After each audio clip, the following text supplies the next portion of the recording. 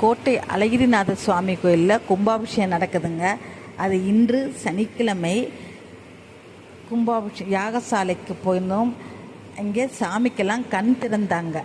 மூலஸ்தானத்துலேயும் ஆண்டாள்லையும் மேலே கோபுரத்தில் அந்த வீடியோவை போடுறேன் பாருங்கள். கிளி மேலே உட்கார்ந்துருக்கிற ஆண்டாள். கோபுர தரிசனம் கோடி புண்ணியம். அந்த ஆண்டாள் அது சின்ன குழந்தைய அதில் உட்கார்ந்துருக்கிறத கண் திறந்தவுடன் நாங்கள் தரிசனம் செய்தோம். அந்த காட்சியை நீங்களும் கண்டு கழிப்பீர்களாக.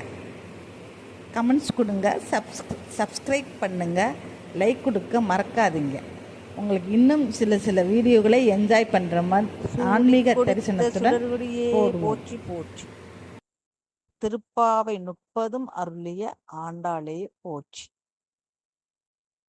அவருடைய காட்சி கண்கொள்ளா காட்சி.